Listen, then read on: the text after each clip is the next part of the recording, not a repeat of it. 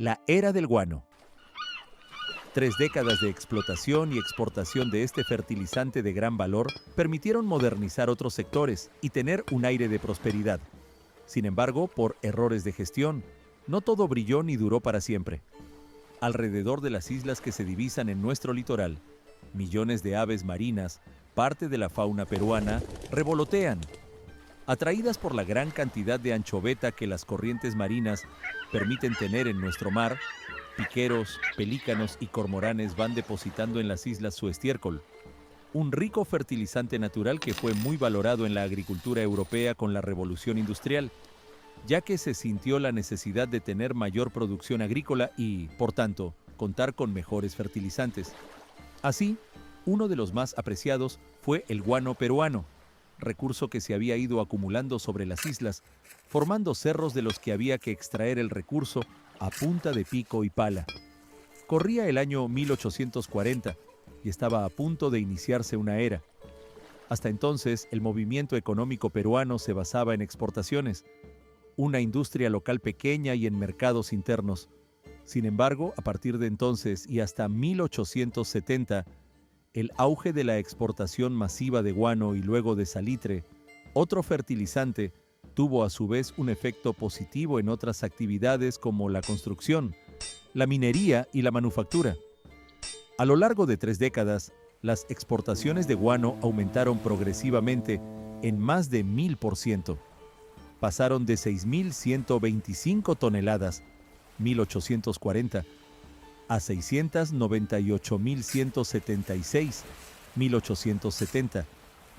La extracción del guano se ejecutó principalmente en las islas de Chincha, Pisco, y tuvo un impacto directo en el mercado laboral y la inmigración al Perú, pues generó la llegada de aproximadamente 100.000 trabajadores chinos entre 1849 y 1874, vinieron bajo contratos de cuestionables condiciones que lindaban con mecanismos esclavistas. Esta fuerza laboral arribó al país para la extracción y exportación guanera, la construcción de ferrocarriles y el trabajo agrícola. Otro grupo de trabajadores estuvo compuesto por presidiarios, desertores del ejército y vagos. Tenga en cuenta que la vagancia era delito, quienes también fueron empleados en la construcción de infraestructura pública y ferrocarriles. Eran la mayor parte de la mano de obra de la industria guanera debido a su bajo costo laboral. Por último, un 13% del personal de extracción del guano estuvo integrado por trabajadores libres de Pisco, Ica, Chincha Alta y alrededores, así como por personas de Piura, Guayaquil y el centro del Perú. Para este último grupo, no obstante, era una actividad de subsistencia temporal, pues los salarios no eran tan altos como para atraer personal de zonas alejadas. Hubo intenciones del Estado peruano de incentivar la inmigración europea, pero no dio resultado.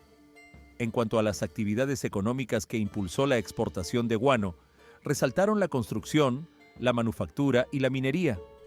El mejor desempeño de los 3 sectores se observó hasta 1855. El efecto que sufrió la minería en los últimos años de la era del guano se relaciona con la alta relevancia que guardaba la extracción de este recurso dentro del sector minero, pues representaba el 68.96% del valor producido. Como segundo figuraba el salitre, 18.75%, y en tercera posición la plata, 8.24%. Después el oro, 1.81%. Las estimaciones sobre el monto total de las exportaciones guaneras promediaban los 600 millones de dólares o los 814 millones de soles, considerando que ambas monedas en aquel entonces casi valían lo mismo. Los altos ingresos del Estado también contribuyeron a estabilizar el mercado monetario del país, el cual tuvo como divisa el sol recién desde 1863. En los años previos, el peso de plata aún había sido la divisa del Perú, y ello arrastró un problema crítico como fue la falta de circulante.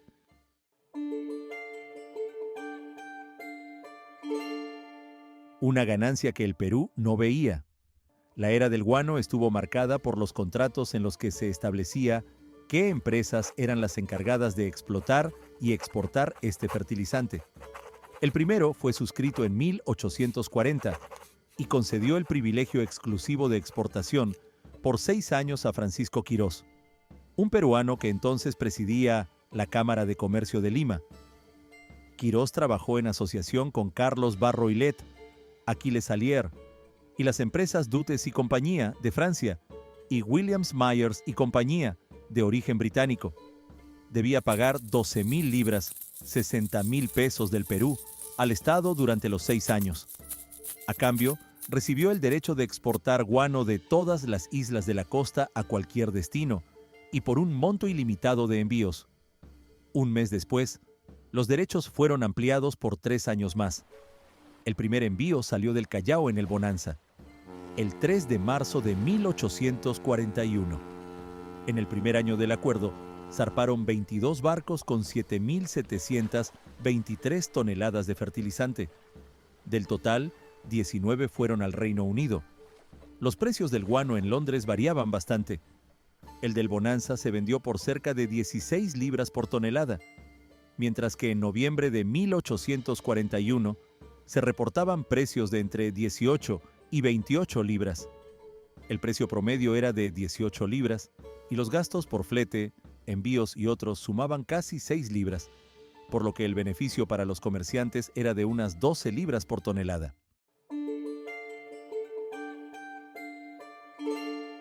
Mejores precios y el monopolio extranjero.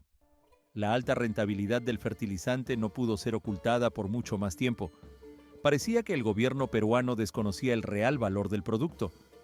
Para noviembre de 1841, el guano podía costar hasta 28 libras por tonelada. El precio que pagaba Quirós era demasiado bajo. El Consejo de Estado ya había recomendado la cancelación del contrato al entonces presidente Manuel Menéndez, lo que ocurrió ese mismo mes. Luego, el gobierno recibió propuestas de otras compañías como McLean Rowe y compañía, Gibbs Crowley y Quirós Allier y compañía. Con esta última se llegó a un mejor acuerdo en diciembre, un año de vigencia y un pago de 287,000 pesos. Después se suscribió un tercer contrato con la casa Gibbs Crowley y compañía. Otro actor comercial fue Puimerol Poumarou y compañía. La unión generó el surgimiento de una corporación de las 3 compañías que obtuvo el monopolio de la exportación guanera por 5 años, desde diciembre de 1841. En los siguientes años, la explotación del guano se produjo de manera exitosa, pero no sin inconvenientes para las empresas extranjeras que enfrentaron problemas como sobreabastecimiento, una competencia temporal con guano africano y bajos precios. En 1853, durante el gobierno de José Rufino Echenique, Gibbs Crowley logró ampliar por 6 años su contrato que caducaba en 1855. Se sabe que el caso guarda relación con un crédito por un monto estimado entre el 1,000,000 y los 2 millones de pesos. Un registro del Ministerio de Hacienda apunta a que se le solicitó a la empresa un monto de 1,4 millones de pesos. La firma se mantuvo como contratista predominante, aunque estuvo acompañada por empresas como Montané, de Francia, Pedro Blanco & Co., de Perú y otras.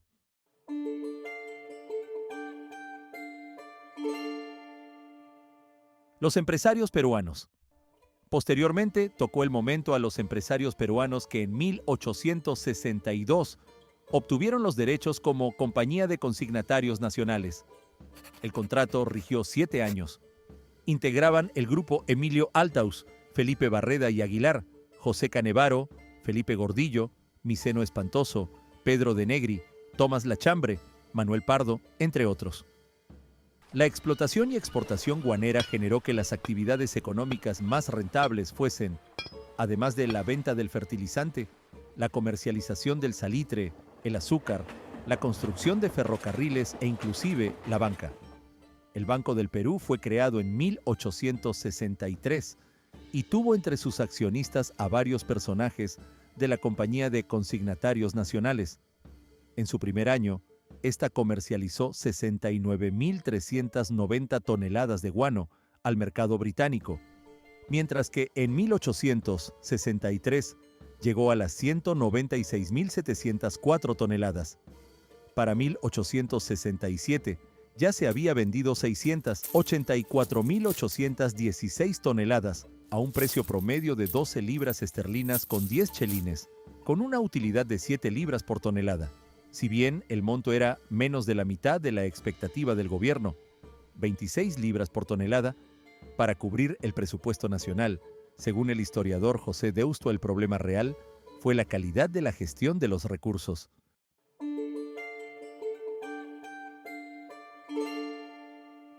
Los proyectos desarrollistas.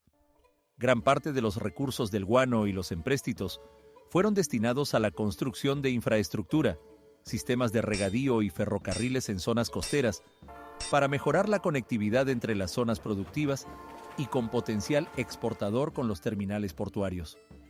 El impacto fue principalmente en transporte, pues entre el descuido y la geografía, movilizar productos, tanto para exportación e importación como en traslado interno, implicaba altos costos y largos plazos.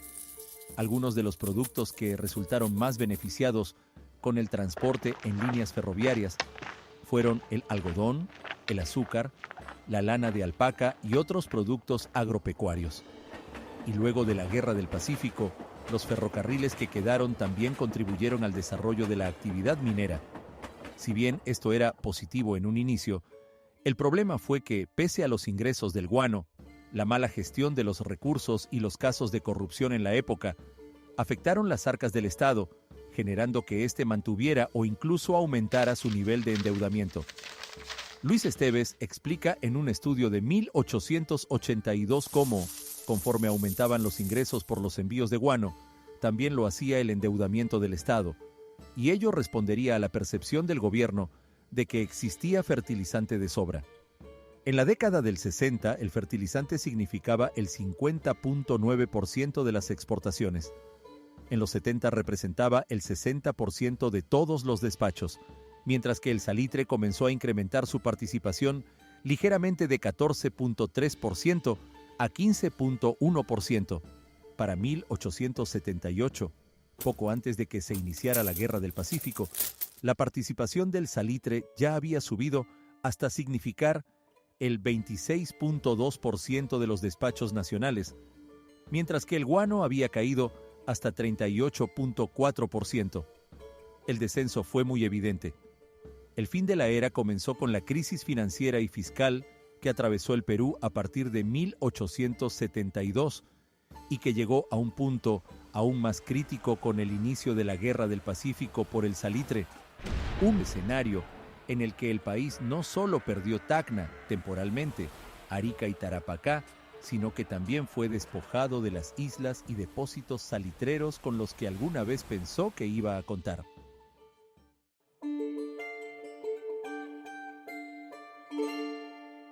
El contrato con el francés Dreyfus, lecciones de nuestra historia. Al estudiar la llamada era del guano, nos encontramos con la Casa Dreyfus, la firma con la que el Estado peruano suscribió un contrato de explotación del recurso, con aprobación del Congreso, donde había partidarios de la eliminación del sistema de consignaciones. Auguste Dreyfus fue un empresario francés, dueño de Dreyfus Hermanos y Cia, que en julio de 1869 firmó un acuerdo con el gobierno peruano, encabezado entonces por José Balta. Con dicho contrato se puso fin al dominio de la Compañía de Consignatarios Nacionales, cuya relación con Balta estaba muy deteriorada. Nicolás de Piérola, su entonces ministro de Hacienda, los había llamado especuladores y promovió una venta directa del guano al extranjero, sin intermediarios, que le permitiera al mismo tiempo un financiamiento externo y rápido ingreso de recursos. El contrato incluía dos tipos de operaciones. Una era la compra y venta de los 2 millones de toneladas de guano, y la otra era el financiamiento que otorgaba al Estado peruano mediante empréstitos, como adelanto de pago por el guano extraído, a lo que se aplicaba intereses. La tasa efectiva anual era de 7,9%, una muy superior al 5,39%, que comprendía un contrato previo en 1865, sostenido con la compañía Thomson Bonner & Co., consignataria británica que fue la sucesora de la Casa Gibbs, relata el investigador Héctor Omar Noeshovich. Así, se estableció la exclusividad para la Casa Dreyfus en la venta de hasta 2 millones de toneladas de guano, un límite superior al que solía darse anualmente en esa época. Se acordó un precio por tonelada de 12 libras y 10 chelines, antiguas monedas del Reino Unido. El costo del embarque era asumido por el Estado, también el del 4% de las pérdidas del fertilizante, que quedara inservible por la humedad en su traslado hasta Europa.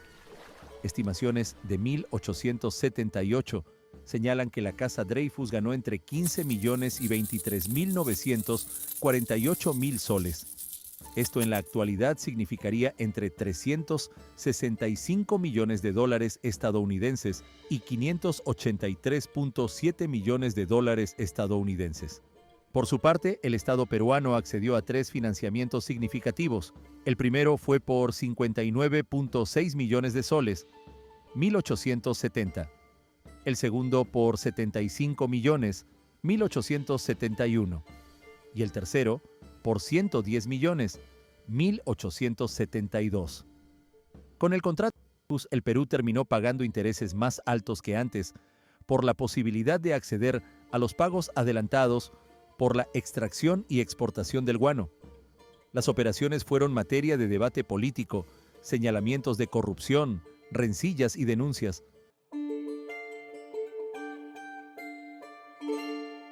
Ferrocarriles, entre el desarrollo y la polémica.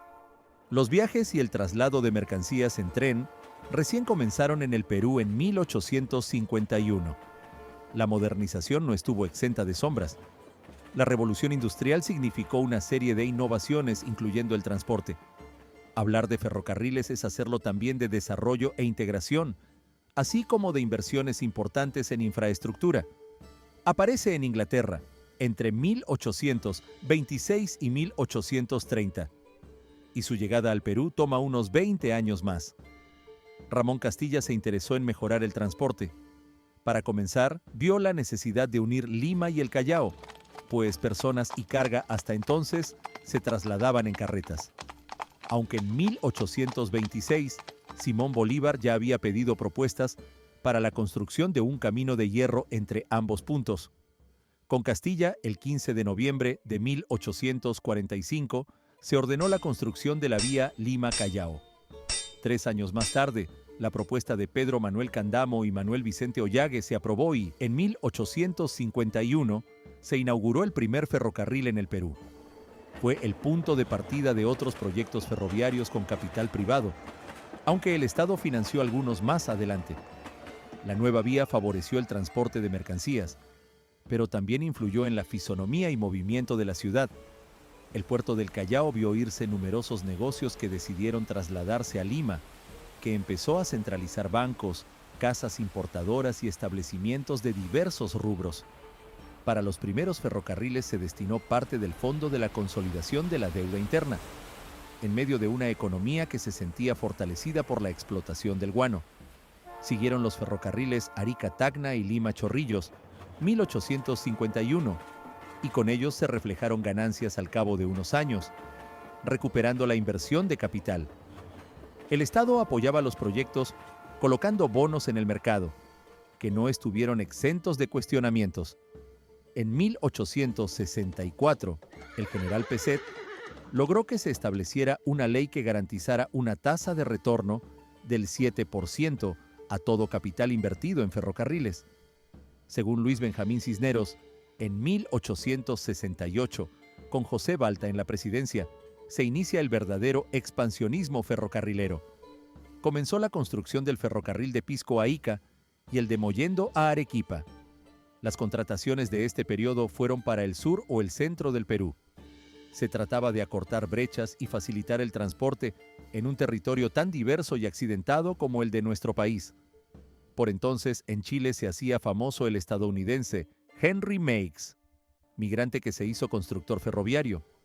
Su llegada al Perú se dio en el auge de la explotación del guano, y cuando ya se veía la necesidad de tener ferrocarriles de penetración o extracción.